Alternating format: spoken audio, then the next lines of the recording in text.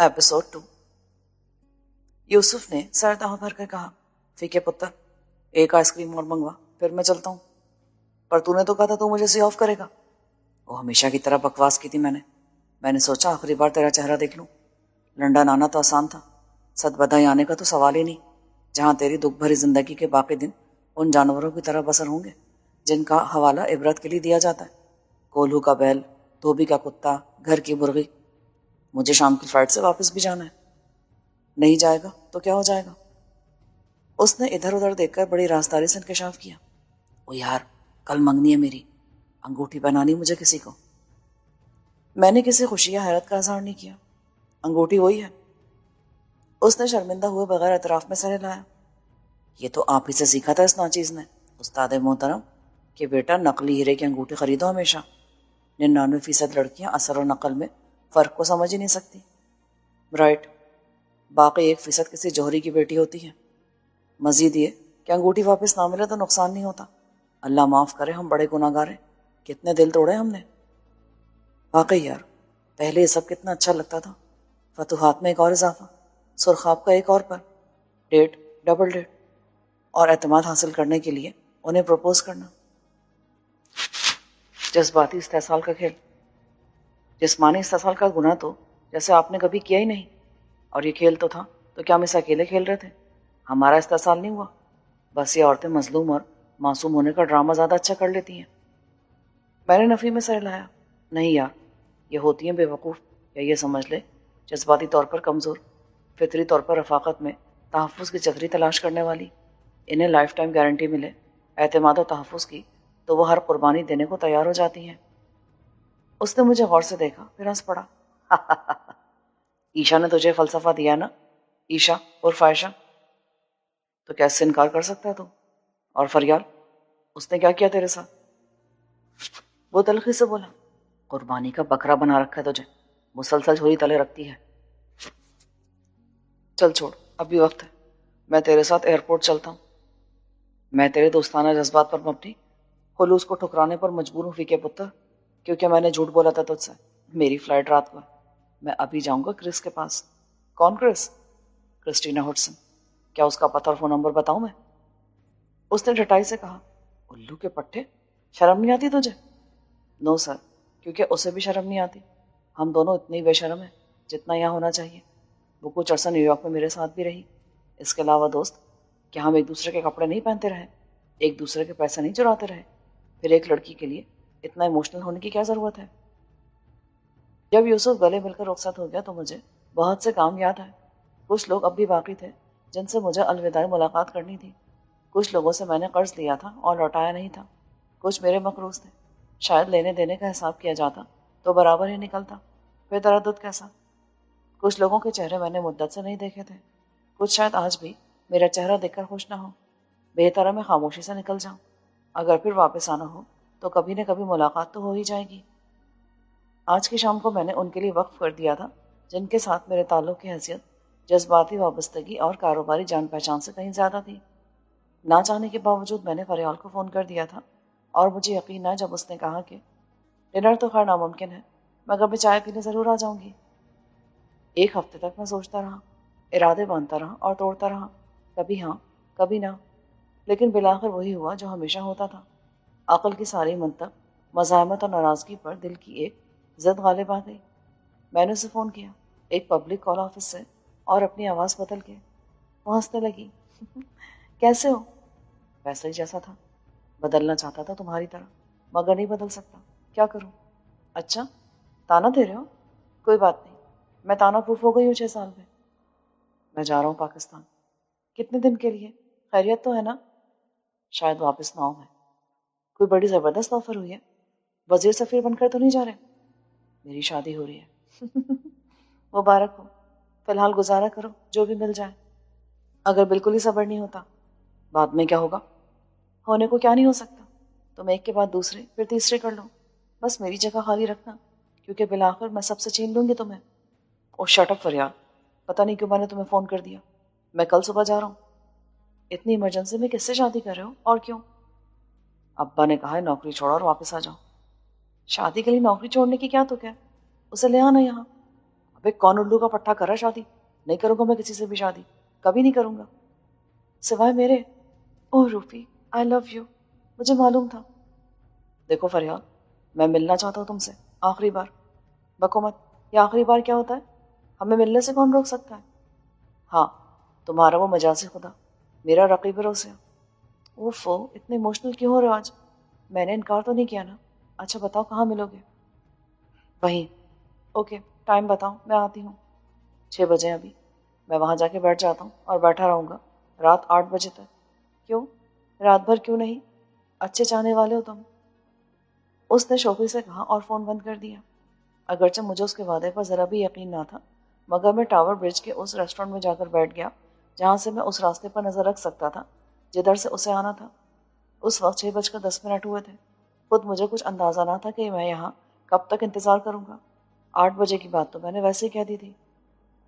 Normal ویٹرس نہیں تھی، order لینے سے زیادہ اندیا لینے والی پرتبسم ادا کے ساتھ وہ میری طرف آئی تو میں نے اسے بڑی رکھائی کے ساتھ واپس بھیج دیا۔ ابھی میں کسی کا ویٹ کر رہا ہوں۔ فوری طور پر میرا چائے اور کافی پینے کا موڈ نہ تھا۔ یوسف کا آنا مجھے اچھا لگا تھا، اس کے جانے سے میں اداس ہو گیا تھا۔ اس کا اور میرا ساتھ پرائمری اسکول سے شروع ہوا اور میٹرک پاس کرنے تک رہا۔ بلحاظ فطرت ہم بیشتر معاملات میں اختلاف رکھتے تھے۔ میں پڑھاکو تھا اور اسے مجبوراً پڑھنا پڑ رہا تھا، چنانچہ میں اپنا ہوم ورک کرنے کے بعد اس کی مدد کرتا تھا۔ ہر امتحان سے پہلے اپنے ساتھ اس کی تیاری بھی کراتا تھا۔ میں ڈویژن کے اور فرسٹ آنے کے چکر میں رہتا تھا اور اسے صرف پاس ہونے سے غرض تھی۔ اس کی خواہش ہوتی تھی کہ 1/3 نمبر حاصل کرنے کے لیے صرف 1/3 نصاب پر محنت کرے، اور وہ بھی تعلیمی سال کے 1/3 دنوں میں۔ یعنی اسکول میں اگر 6 مہینے پڑھائی ہوتی تھی تو وہ 2 مہینے پڑھ کے پاس ہونا چاہتا تھا۔ باقی 4 مہینے اس کی ساری توجہ غیر نصابی سرگرمیوں کی طرف رہتی تھی، مثلاً کرکٹ اور آوارہ گردی۔ ہر امتحان سے پہلے میں نصاب کا نچوڑ 10 سوالات کی صورت میں نکالتا تھا اور اسے یقین دلاتا تھا کہ پرچے میں 7 ضرور آئیں گے، اور چوائس کا مطلب ہے پرچہ 100% یہی ہوگا۔ پھر وہ اطمینان سے 5 سوالات کاٹ دیتا تھا۔ او یار فیکے، مروا مت دینا، بس 5 سوال پکے پکے ہو جائیں تو سمجھ لے بیڑا پار۔ 50% میں سے 33% تو نمبر مل ہی جائیں گے نا۔ میں اسے 5 کی تیاری کراتا۔ عام طور پر میرا گیس صحیح ہوتا تھا، مگر اس کے باوجود نقل میں مجھے اس کی مدد کرنا پڑتی تھی۔ اس کام میں وہ جینیس تھا اور ایسے طریقے ایجاد کر لیتا تھا کہ ماہرین بھی دم بخود رہ جاتے تھے۔ اس کے باوجود کبھی وہ ایک پرچے میں بھی فیل ہو جاتا تو مجھ سے لڑتا تھا۔ وہ یار فیکے، اچھی دوستی نبھائی تو نے، وہ مروا دیا نا، بڑا قابل کا بچہ بنتا تھا۔ تو یار میرا کیا قصور؟ تو اور نہیں تو کیا میرا قصور ہے؟ میں نے وہی لکھا جو تو نے بتایا، پھر نمبر کیوں نہیں آئے؟ لکھنے والا تو خود تھا، پتہ نہیں کیا لکھا ہوگا تو نے۔ او اب ایسا بھی نہیں کہ مجھے لکھنا پڑھنا نہیں آتا۔ اب 1 ہفتہ تک مصیبت رہے گی میرے گھر میں، شودروں والا سلوک ہوگا میرے ساتھ، جوتے الگ پڑیں گے، صرف تیری وجہ سے۔ مجھے کیوں الزام دے رہا ہے؟ کاپی نکلوا لے۔ کاپی تو نکلوا لوں، مگر جواب غلط نکلے تو کیا ہوگا؟ بڑا رسک ہے یار اس میں، گھر جا کے دگنے جوتے پڑیں گے۔ میں مار پیٹ میں کمزور تھا۔ ایسے متعدد مواقع آئے جب بزدلی سے کام لینے کے باوجود کوئی زبردستی گلے پڑ گیا۔ میری سوجی ہوئی ناک یا پھٹے کپڑے دیکھ کر یوسف پہلے تو بڑی لان تان کرتا تھا۔ ابے پھر مار کھا کے آ گیا سالے، بے غیرت، ڈوب جا کے۔ تیرے ساتھ میری جو بے عزتی ہوئی ہے نا، ایسے دوست ہیں اس کے۔ جو لفظ وہ استعمال کرتا وہ بڑا عام فہم تھا، آج بھی انہی معنوں میں استعمال ہوتا ہے۔ اگلے دن وہ میری حمایت میں فوج کشی کرتا اور دوست کے دشمنوں کا حشر نشر کر دیتا۔ یہ دوستی ایسے ہی جڑ پکڑتی گئی، لیکن دوستی کے اس شجر کا سایہ میرے اور اس کے خاندانوں تک نہ پھیلا، حالانکہ ہم رہتے بھی ایک ہی گلی میں تھے۔ اس کی بہت سی وجوہات تھیں۔ یوسف کے ابا کا تعلق قریش برادری سے تھا۔ ان کی گوشت کی دکان پہلے گلی کے موڑ پر تھی، پھر وہ مین مارکیٹ میں چلے گئے۔ اگلے 10 برسوں میں انہوں نے اپنے بھائیوں کی مدد سے شہر کے دیگر علاقوں تک کاروبار کو پھیلا دیا۔ ان کی بڑی خواہش تھی کہ بچے کاروبار میں ان کے توسیع پسندانہ عزائم کا ساتھ دیں، لیکن بیوی کے سامنے ان کی ایک نہ چلی۔ ماں نے صاف کہہ دیا کہ تم خود کو لاکھ قریشی صاحب کہو، لاکھوں کما لو، مگر یہاں ہاتھ سے کام کرنے والے کو نہ عزت ملی ہے نہ ملے گی۔ زبانی باتیں لوگ جتنی چاہے کر لیں، مگر بچے ان پڑھ اور اسی پیشے میں رہے تو ہمیشہ قصائی کہلائیں گے، اور کسی تعلیم یافتہ مہذب اور اچھے گھر میں انہیں قبول نہیں کیا جائے گا۔ وہ تو اللہ کا شکر ہے کہ بیٹی کوئی نہیں دی، ورنہ جاتی ہماری جیسے کسی گھر میں۔ اس کی سوچ غلط نہیں تھی۔ یہ منافق معاشرہ کسی حق حلال کی روزی کمانے والے کو نام کی عزت تو دیتا ہے، پر دل سے عزت دار تسلیم نہیں کرتا۔ نائی کو باربر، حجام، خلیفہ، ہیئر ڈریسر، ہیئر اسٹائلسٹ، کچھ بھی کہیں، ایک رشوت خور قسم کا کلرک بھی بڑی حقارت سے کہتا ہے میں آمدنی کو کیا دیکھوں، ہے تو وہ نائی کی اولاد نا۔ ماں کی وجہ سے بچوں نے پڑھا اور اعلیٰ تعلیم حاصل کی، ظاہر ہے پھر وہ دکان پر باپ کے شریک کار نہ بن سکے۔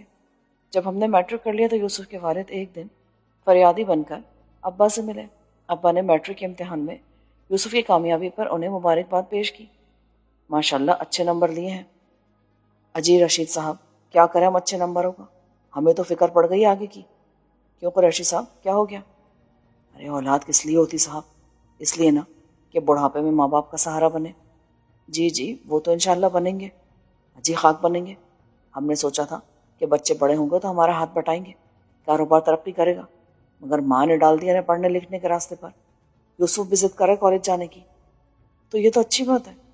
کیا اچھی بات ہے صاحب؟ پڑھ لکھ کے کیا کرتا ہے آدمی؟ وہی نوکری۔ آپ نے بھی تو بہت پڑھا لکھا تھا، خیر سے وہ امتحان پاس کر لیا تھا مقابلے کا، کلاس 1 افسر بنے، بڑی ترقی کی، مگر پیسہ کتنا ملا ساری عمر سرکاری نوکری کر کے؟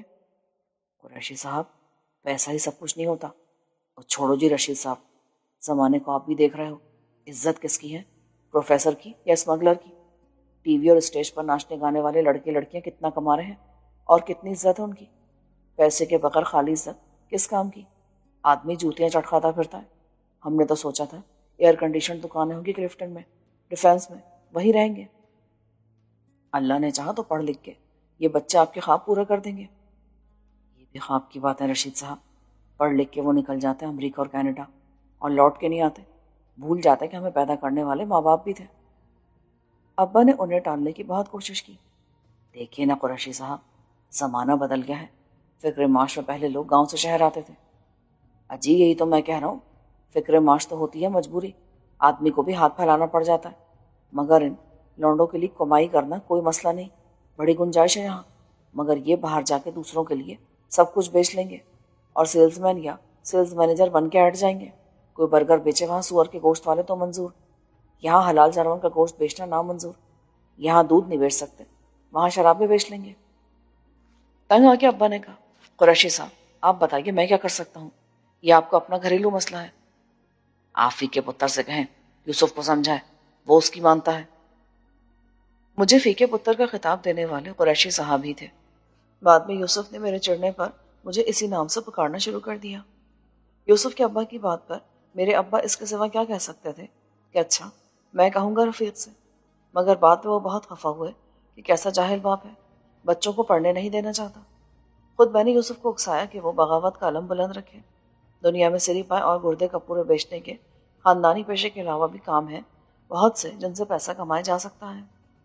انجام یہ ہو کہ قریشی صاحب نے بھی بغاوت کر دی، مگر ان کی بغاوت اس معاشرتی سوچ کے خلاف تھی جس نے انہیں دولت مند تو مان لیا تھا مگر عزت دار تسلیم نہیں کیا تھا۔ یہ عجیب المیہ تھا، جو عزت دار تھے ان کا مسئلہ دولت مندی تھی، جو انہیں کار، کوٹھی اور سٹیٹس دلا سکتی تھی، اور جو دولت کما چکے تھے انہیں عزت کا کمپلیکس تھا۔ قریشی صاحب نے اپنی بیف اینڈ مٹن شاپ فروخت کی۔ وہ بہترین جائے پر بہت چلنے والی دکان تھی، اس کے انہیں بہت اچھے پیسے ملے۔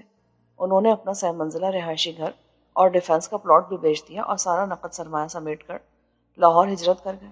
وہاں انہیں کوئی نہیں جانتا تھا۔ انہوں نے متوسط طبقے کی آبادی میں گھر خرید لیا۔ اچرا کی مارکیٹ میں صدیقی اینڈ سنس کا آفس قائم کیا کیونکہ انہوں نے کسی قانونی کارروائی کے بغیر اپنا نام محمد یونس صدیقی کر لیا تھا۔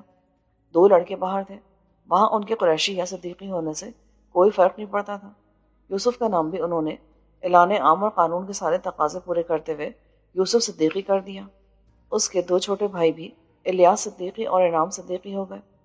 یوسف کا کہنا تھا کہ وہ تو انتہائی رد عمل کے طور پر نام کے ساتھ چودھری یا سید اور شاہ وغیرہ بھی لگانا چاہتے تھے، مگر پھر نہ جانے کیا سوچ کر رہ گئے۔ صدیقی اینڈ سنس پہلے پراپرٹی کنسلٹنٹ تھے۔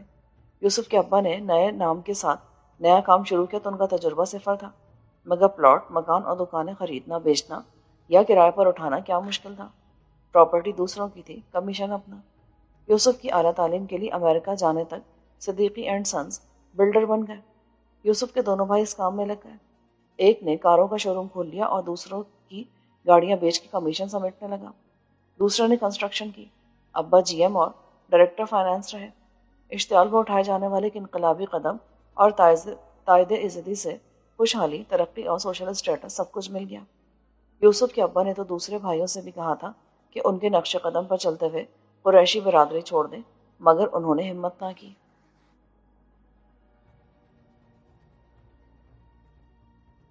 آج یہ سب یاد کرتے ہوئے مجھے ایک بات کا شدت سے احساس ہوا کہ سب والدین کی جذباتی مجبوریاں ایک ہی ہوتی ہیں، خواہ وہ یوسف کے ابا کی طرح قصائی ہوں یا میرے ابا کی طرح CSS افسر۔ وہ اپنے بچوں کو اپنے ساتھ دیکھنا چاہتے ہیں۔ یوسف کے ابا تعلیم کے اس لیے خلاف تھے کہ بچے خاندانی پیشہ ہی نہیں، انہیں بھی چھوڑ دیں گے۔ ایسا ہی ہوا تھا، اور اب پہلے سے زیادہ ہو رہا تھا۔ انہوں نے بڑی ہوشیاری سے 2 بچوں کو روک لیا، ورنہ یہ بات یقینی تھی کہ یوسف کے دونوں چھوٹے بھائی بھی باہر چلے جاتے۔ میرے ابا نے بہت لبرل ہو کے اپنے جذبات کو میرے مستقبل پر قربان کیا تھا، مگر بالآخر انہوں نے بھی مجبوری کے آگے اپنی ہار مان لی تھی۔ خاندانی جاگیر اور زمین تو بہانہ بن گئی تھی، ان کا مجھے واپس بلانے کا فیصلہ خالص جذباتی بنیادوں پر تھا۔ میں نے ایک بار پھر گھڑی دیکھی اور پھر اس راستے کو دیکھا جس پر گاڑیاں مسلسل رینگ رہی تھیں۔ میرون کلر کی ایک سیڈان گھوم کر اندر آئی اور پارکنگ لاٹ میں ٹھہر گئی۔ پھر میں نے اس کے چہرے کی ایک جھلک دیکھی اور مایوسی کا سارا غبار ایک دم چھٹ گیا۔ کسی ضرورت کے بغیر اپنے بالوں پر ہاتھ پھیرا، ٹائی کی نوٹ درست کی اور اس کے استقبال کے لیے شیشے کے خودکار دروازے کی طرف گیا جو بڑی خاموشی سے ہر آنے جانے والے کو راستہ دیتا تھا۔ وہ اپنی نازک اور اجلی ریشمی لبس والی کمر کے خم کو ہلکا سا بل دے کر کار سے اتری، شوفر سے کچھ کہا اور پھر متلاشی نظروں سے ہر طرف دیکھتی ہوئی آگے بڑھی۔ اس کی ساڑی کا رنگ زرد تھا، کسی حد تک شوق بسنتی رنگ جو نیلے بادلوں کے پس منظر میں اور بھی نکھرا ہوا لگتا تھا۔ کاستی رنگ کے چھوٹے چھوٹے پھولوں کی ایک بیل تھی جو ساڑی کے ساتھ ساتھ بند کھاتی اس کے قوس در قوس جسم کے گرد لپٹتی جاتی تھی۔ فریال کو یہ ساڑی میں نے انڈیا سے منگوا کے اس کی منگنی پر تحفے میں دی تھی۔ 10 کنال پر محیط لاہور میں کیلوری گراؤنڈ کے ایک قصر عالیشان میں وہ اپنے منگیتر صفدر سلطان مرزا کے ساتھ بڑی تمکرت اور شان دلربائی کے ساتھ کھڑی تھی۔ اسے دیکھ کر میں سخت حسد محسوس کرتا تھا اور احساس کمتری میں مبتلا ہو کے اسے قتل کرنے کے خطرناک منصوبے بنانے لگتا تھا۔ وہ میری طرح ہینڈسم ہیرو تو ہرگز نہ تھا، تعلیم بھی اس کی واجبی سی تھی، مگر وہ ذہین اور دولت مند تھا، جدی پشتی وڈیرا تھا۔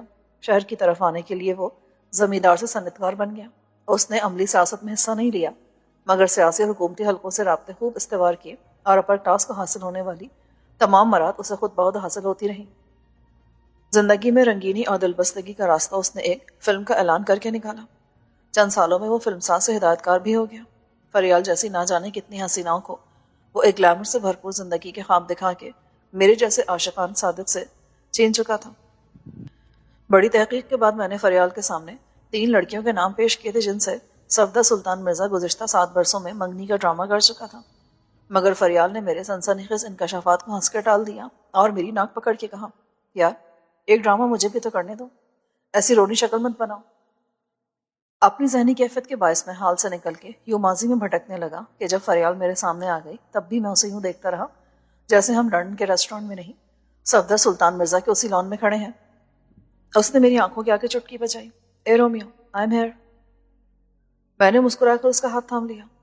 مجھے ابھی تک یقین نہیں آیا۔ اس نے میرے شانے پر سر رکھا اور میرے سہارے پر چلنے لگی۔ کب سے کھڑے تھے یہاں؟ پتہ نہیں، شاید ہمیشہ سے۔ مجھے کچھ دیر ہو گئی۔ نتھنگ انیوشول۔ تم خفا ہو نا؟ بالکل بھی نہیں، انتظار کرنا مجھے اچھا لگتا ہے۔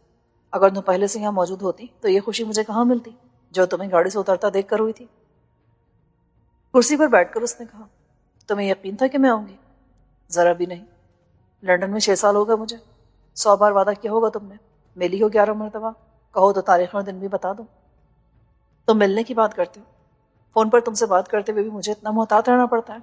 آئی نو، جب تم نے کہا تھا کہ میں آؤں گی تو میں نے سوچا تھا کہ میرے ساتھ پھر وہی ہوگا جو اکثر ہوتا ہے، گھنٹہ بھر جھک مار کے میں نامراد واپس لوٹ جاؤں گا۔ آئی ایم سوری رومیو، لیکن یہ ضروری ہے، صفدری شک کی مزاج شخص ہے۔ بس کرو فریال۔ میرے ضبط کا حوصلہ جواب دے چکا ہے۔ یہ بھی سوچا تھا میں نے کہ آج آخری موقع ہے تم سے بدلہ لینے کا، میں نہ جاؤں، ایک بار تو تمہیں بھی مایوس لوٹنا پڑے، پھر تمہیں احساس ہوگا کہ اس مایوسی میں کتنا دکھ، کتنا غصہ اور شکست کی کتنی جھنجھلاہٹ شامل ہوتی ہے۔ پھر کیوں آ گئے؟ آئی جسٹ ڈونٹ نو، شاید اس لیے کہ میں الو کا پٹھا ہوں۔ میری بیچارگی کا احساس یقیناً تمہیں بہت خوشی دیتا ہوگا۔ ایسا مت کہو پلیز۔ تم نہ بزدل ہو نہ بے وقوف۔ بزدل میں ہوں کہ ابھی تک کچھ بھی نہیں کر سکا سوائے بے وقوف بننے کے۔ کتنی بار میں اپنی مجبوری بتا چکی ہوں تمہیں، تم سمجھتے اچھی طرح؟ نہیں فری، میرا ذہن یہ بات بالکل قبول نہیں کرتا کہ کوئی لڑکی جو تمہاری طرح پڑھی لکھی ہو، ذہین ہو اور لندن میں رہتی ہو، وہ اتنی بے بس ہو سکتی ہے جتنی وہ عورت جو کسی وڈیرے کی نجی جیل میں ہو۔ کیا کر سکتا ہے آخر وہ حرامزادہ؟ وہ سب کچھ کر سکتا ہے، مروا سکتا ہے مجھے اور تمہیں۔ رہنے دو، ایسا ہوتا تو وہ مجھے کب کا مروا چکا ہوتا، اور کیا فائدہ سے جینے کا، روز روز کے مرنے سے ایک بار مرنا اچھا۔ فضول باتیں مت کرو، ہم کیوں مرے آخر؟ میری یہ احتیاط صرف تمہیں بچانے کے لیے تھی۔ تمہیں یہ یقین کیوں ہے کہ اسے کچھ معلوم نہیں؟ آخر 6 سال سے میں یہاں ہوں۔ اگر اسے ذرا سا بھی شک ہوتا تو نتیجہ اب تک سامنے آ جاتا۔ اس کے جاسوس اور مخبر پہلے دن رات مجھ پر نظر رکھتے تھے۔ تمہارے بارے میں اسے رپورٹ ملتی رہتی تھی کہ تم امریکہ میں ہو، پھر یہ پتہ چلا تھا کہ تم نے وہیں ملازمت کر لی ہے۔ تمہیں کیسے پتہ چلتا تھا ان رپورٹس کا؟ یہ رپورٹیں میرا شوفر دیتا تھا۔ شوفر کو اس نے رکھوایا تھا؟ نہیں، رکھا تو میں نے خود تھا، اس نے پیسہ دے کر خرید لیا۔ آدمی بے وقوف ہے۔ میرے گھر کے فون پر صفدر کو ہر بات بتاتا تھا۔ میرے بیڈ روم کا فون الگ ہے، وہ لاؤنج کے فون پر بات کرتا تھا، اور وہ بھی رات 1-2 بجے، جب پاکستان میں شام کے 7-8 بجے کا وقت ہوتا تھا۔ میں نے باہر والے فون کا کنیکشن لیا مگر ایسے کہ پتہ نہ چلے، اور ایک کیسٹ ریکارڈر اپنے کمرے میں لگا لیا۔ روز صبح اٹھ کے گزشتہ رات کی گفتگو سن لیتی تھی، اور اگر یہ راز فاش ہو جاتا پھر؟ کیسے فاش ہو جاتا؟ میرے بیڈ روم میں جا سکتا ہے کوئی تمہارے سوا؟ ویٹرس نے ہمارے درمیان کافی اور سینڈوچ رکھ دیے، غور سے فریال کو دیکھا اور ستائش کے انداز میں سر ہلا کر چلی گئی۔ اب تمہیں اندازہ ہو گیا نا کہ تم نے کتنی بڑی حماقت کی تھی؟ بہت چالاک سمجھتی تھی نا خود کو؟ کتنا مہنگا پڑا یہ ڈرامہ۔ اس نے دھوکہ دیا مجھے۔ وہ کافی پیتے ہوئے باہر دیکھتی رہی۔ فارسی میں کہتے ہیں چاہ کن راہ چا درپیش، جو دوسروں کے لیے گڑھا کھودے خود اس میں گر جاتا ہے۔ گڑھا اس نے کھودا ہے خود اپنے لیے۔ کیا فائدہ خود کو دھوکہ دینے کا فری؟ اس نے تم کو اپنی فلم میں ہیروئن بنانے کا وعدہ کیا تھا، لیکن اس کی قیمت وہ مجھ سے پہلے وصول کرنا چاہتا تھا۔ ایسا تو ہوتا ہے، ہر جگہ اور سب کے ساتھ ہوتا ہے۔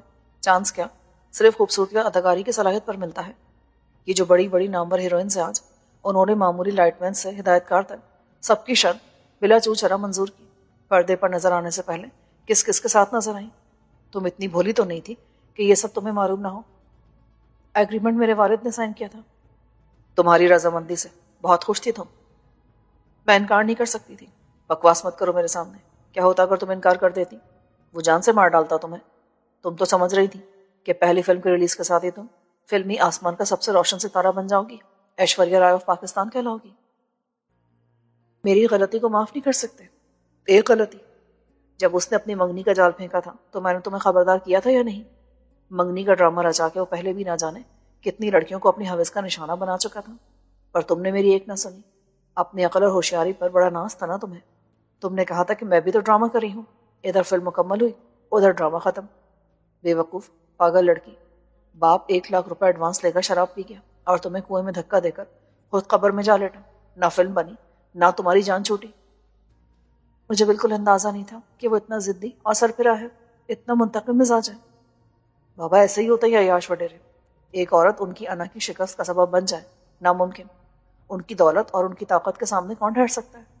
عورت ان کے نزدیک پاؤں کی جوتی ہوتی ہے، خواہ وہ مس یونیورس کیوں نہ ہو، اسے وہ سر پر نہیں چڑھنے دیتے۔ تم اس کے لیے چیلنج بن گئی ہو۔ اب تمہارے لیے نجات آسان نہیں ہے فریال۔ یہ منگنی کیسے توڑو گی تم؟ اس نے آنکھوں میں آ جانے والے آنسو ٹیشو پیپر سے صاف کیا۔ میں سب ٹھیک کر لوں گی رومیو، مجھے تھوڑا سا وقت اور دو۔ اتنی جلدی مت کرو۔ جلدی؟ 4 سال گزر گئے ہیں اور تم کہتی ہو جلدی؟ میرے پاس اب بالکل وقت نہیں ہے۔ میں نے تمہیں بلانے کے لیے جھوٹ نہیں بولا تھا۔ میں صبح واقعی جا رہا ہوں اور میرے واپس آنے کا بھی کوئی امکان نہیں ہے۔ شاید یہ ہماری آخری ملاقات ہو۔ وہ مجھے دیکھتی رہی۔ مجھے اس لیے آنا پڑا کہ فون پر تم بہت سیریس لگ رہے تھے۔ فریال، میں سیریس ہوں۔ نہیں، تم ایسا نہیں کر سکتے۔ تم مجھے ایسے چھوڑ کر نہیں جا سکتے۔ میں آئی ول کل یو۔ اس نے میز پر آگے جھک کر میرا کالر پکڑ لیا۔ ڈونٹ بی میڈ، لوگ دیکھ رہے ہیں۔ دیکھتے رہے، مجھے کسی کی پرواہ نہیں۔ مجھے بتاؤ تم کیوں کر رہے ہو آخر ایسا؟ اوکے بتاتا ہوں، ذرا آرام سے بیٹھو پلیز۔ نہیں، پہلے کہو کہ تم نہیں جاؤ گے۔ اس نے مجھے جھٹکا دیا اور پھر مجھ سے لپٹ گئی۔ لندن میں کوئی جذباتی منظر کسی کے لیے بھی باعث تشویش نہیں ہوتا، خصوصاً عشق کی وارفتگی کا۔ میں نے فریال کو اٹھایا اور کھینچ کر اپنے ساتھ ٹیرس پر لے گیا کیونکہ وہ زاروں قطار رونے لگی تھی۔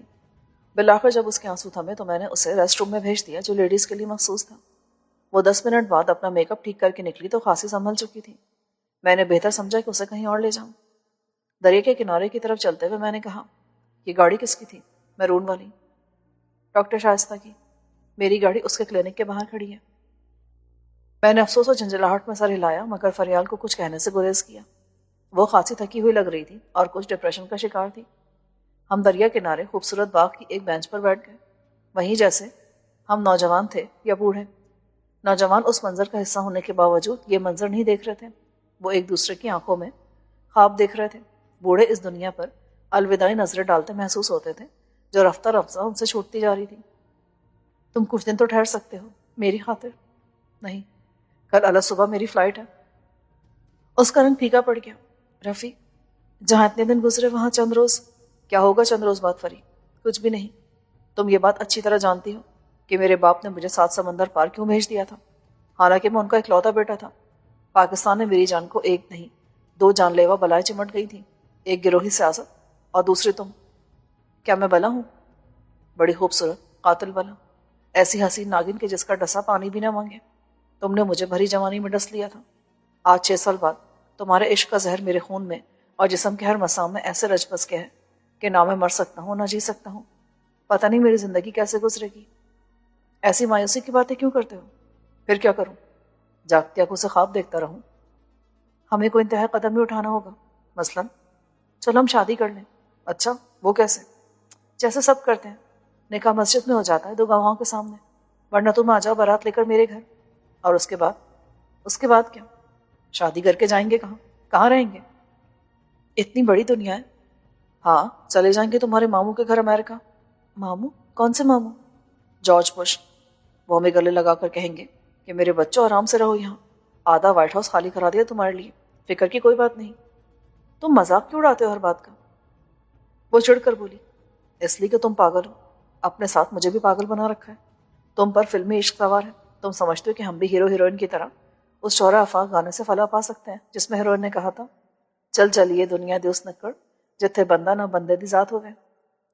فریال ہنسنے لگی۔ میں نے ایسا تو نہیں کہا تھا۔ دنیا بہت بڑی ہے، اور کیا مطلب ہے اس احمقانہ بات کا؟ ہم بھاگ کر کہاں جا سکتے ہیں فری؟ ہمارے پاس شہریت ہوتی ہے امریکہ، برطانیہ کی یا کسی یورپین کنٹری کی، تو وہ پاٹے خان کا سالہ ہمارا کچھ بھی نہیں بگاڑ سکتا تھا۔ اب تو جینون گراؤنڈز پر بھی سیاسی پناہ نہیں ملتی۔ پہلے بہت لوگ جرمنی میں سیٹل ہو گئے کہ ہم مذہبی اقلیت ہیں، اور پاکستان میں انتہا پسند ہمیں مار ڈالیں گے۔ برطانیہ اور فرانس، سب کے دروازے تو سب کے لیے کھلے ہوئے تھے، لیکن وہ زمانے اب نہیں رہے۔ اب مسلمان دہشت گرد ہیں، خصوصاً پاکستانی۔ ہمیں تو واپس جانا ہی پڑے گا اور مرنا ہی پڑے گا۔ اتنے ظالم تو نہ بنو رومیو۔ بھاڑ میں گیا رومیو اور جہنم میں جا جولیٹ۔ میں اب مزید بیوقوف بننے کے لیے تیار نہیں ہوں۔ ابا نے مجھے فوراً واپس بلایا ہے کہ لعنت بھیجو اس نوکری پر اور پاکستان آ جاؤ۔ مگر کیوں؟ پاکستان میں کیا ہے؟ تمہارے لیے واقعی کچھ نہیں ہے۔ منافقت بھرے ڈائلاگ تو میں بول نہیں سکتا کہ مجھے وطن کی مٹی سے بہت پیار ہے اس لیے جا رہا ہوں۔ اصل بات ہے کہ وہاں میرے والدین ہیں۔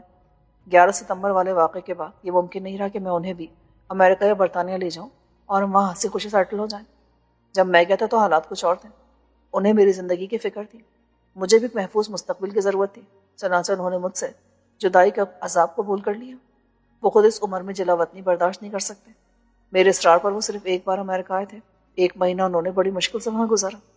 وہ نہ وہاں کے ماحول کو قبول کر سکے اور نہ اس ماحول نے انہیں قبول کیا۔ وہ نہیں چاہتے تھے کہ میں پاکستان جاؤں تو پھر انہیں پرانی سیاست پیشہ دوستوں دشمنوں کے چنگل میں پھنس جاؤں۔ تم جانتی ہو، منشیات فروشی کی طرح وہاں ضمیر فروشی بھی ایک انتہائی منافع بخش پیشہ ہے جسے جمہوریت کا نام دے دیا گیا زبردستی۔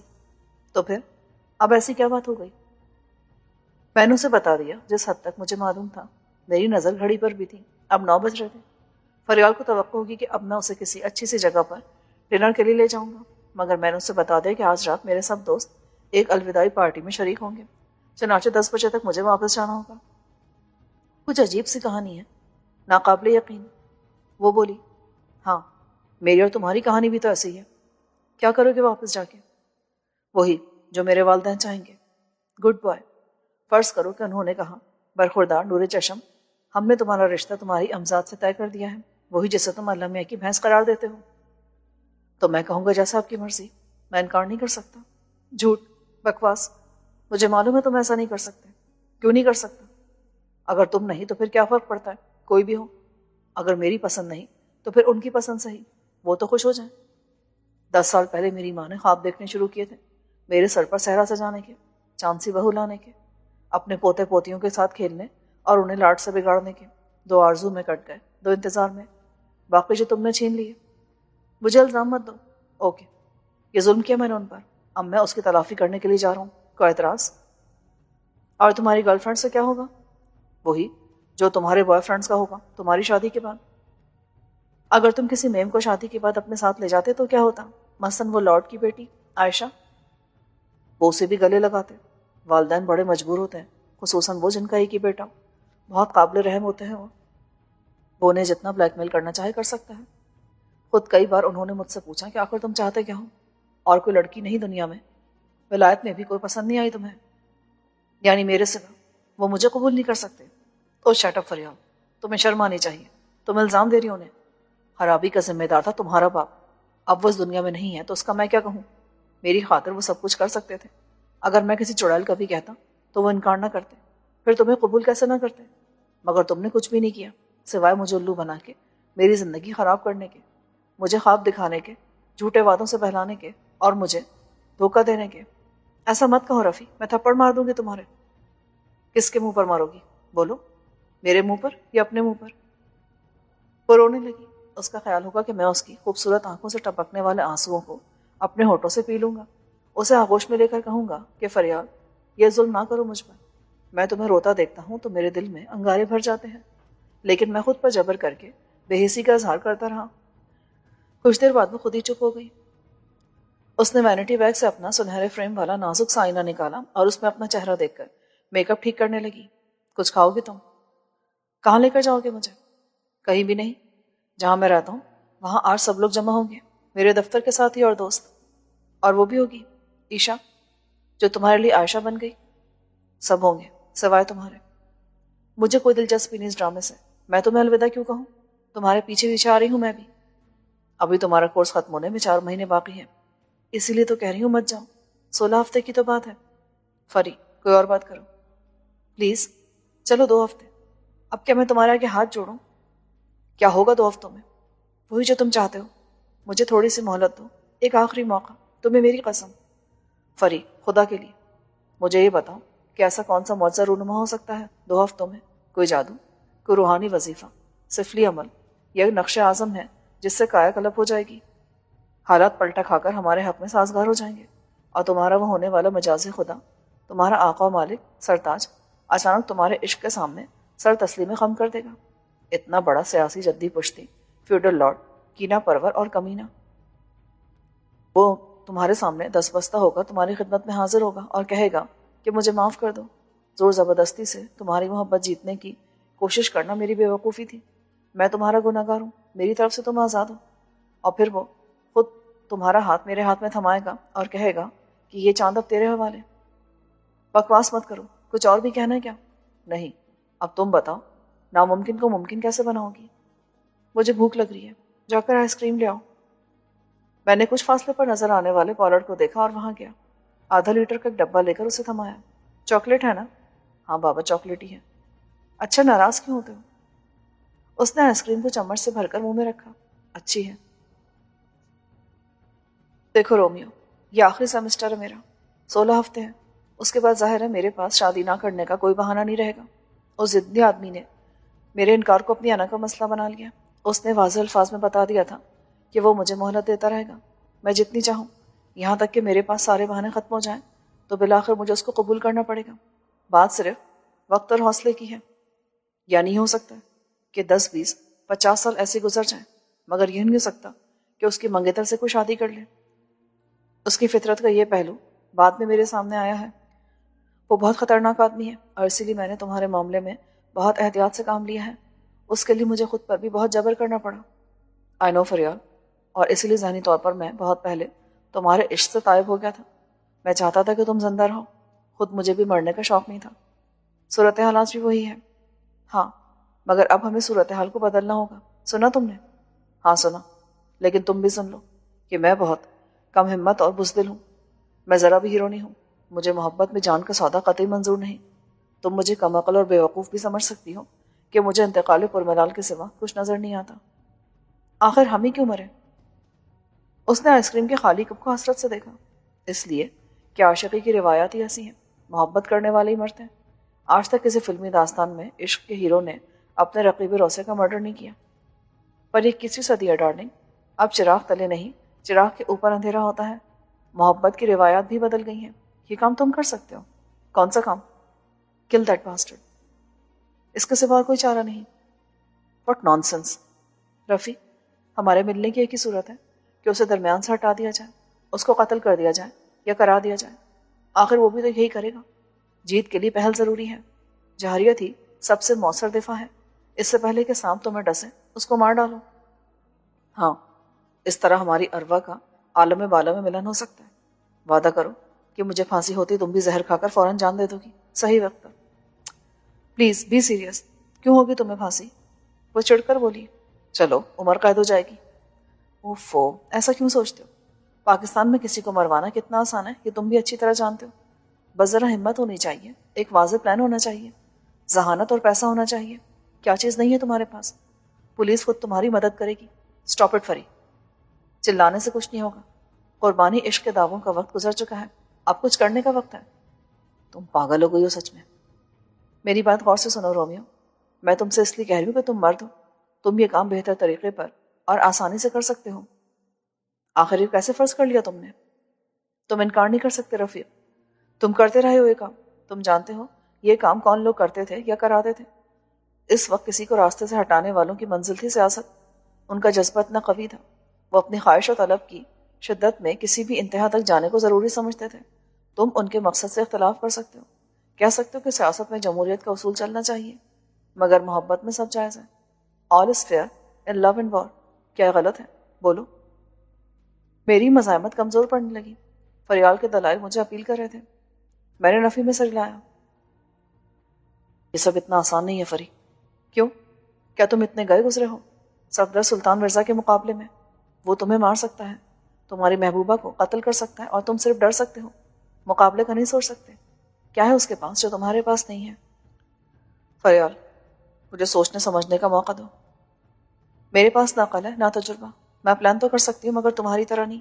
میں نے سنا ہے کہ کرائے کے قاتل بھی ہوتے ہیں، اسلحہ بھی کرائے پر ملتا ہے، مگر مجھے معلوم نہیں کہاں۔ اگر تم پاکستان جا رہو تو سمجھو میدان جنگ ہے جہاں تمہیں 4 مہینے میں دشمن کو نیست و نابود کرنا ہے، اس طرح کہ تم پکڑے نہ جاؤ۔ یہ واحد راستہ ہے ہمارے سامنے۔ تم مرد ہو، تم نے چوڑیاں پہن لی تو مجھے ہی کچھ کرنا پڑے گا۔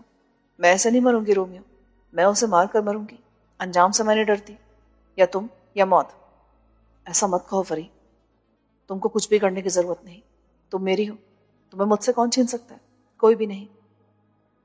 اور اتنے عرصے بعد مجھے یہ بتانے کی ضرورت نہیں رہی کہ میں کسی اور کی نہیں ہو سکتی، کسی اور کے ساتھ زندگی گزارنے کے لیے زندہ رہنے کا تصور بھی نہیں کر سکتی۔ یہ بات ابھی صفدر سلطان مرزا نہیں جانتا، لیکن تم جانتے ہو کہ میں کس انتہا تک جا سکتی ہوں، جانتے ہو نا؟ 4 مہینے ہیں تمہارے پاس، پھر میں کچھ کروں گی۔ میں نے اقرار میں سر ہلا دیا۔ لندن میں اس سے آخری ملاقات نے میری محبت کو میرے لیے مقصد حیات بنا دیا تھا، آرزو کو یقین میں بدل دیا تھا۔ اب میں جانتا تھا کہ مجھے کیا کرنا ہوگا۔ جو مقصد میرے والدین نے میرے سامنے رکھا تھا اس کے اسباب اچانک پیدا ہوئے تھے۔ بظاہر ایسا ہی لگتا تھا، لیکن میری واپسی بھی بے سبب نہیں تھی۔ اسباب قدرت نے بہت پہلے طے کر دیے تھے۔ ایک وقت پر وہ سامنے آ گئے۔ میں نے کہا چلو میں تمہیں چھوڑاؤں۔ وہ مسکرا کر میرے گلے لگی۔ میں چلی جاؤں گی۔ اس نے مجھے شب بخیر کہا جیسے ہمیشہ کہتی تھی، خدا حافظ یا الوداع نہیں کہا۔ ہم جدا کب ہوتے ہیں؟ تم سامنے نہیں ہوتے تو خیالوں میں ہوتے ہو، خوابوں میں ہوتے ہو۔ عجیب پاگل لڑکی تھی، اور اس نے اپنے پاگل پن میں مجھے بھی اسیر کر رکھا تھا۔ میں اسے جاتے ہوئے دیکھتا رہا۔ میرے دل میں اب کوئی پچھتاوے کی خلش نہیں تھی، کوئی ملال نہیں تھا۔ میں مطمئن اور پر اعتماد تھا کیونکہ میرے پاس 4 مہینے تھے۔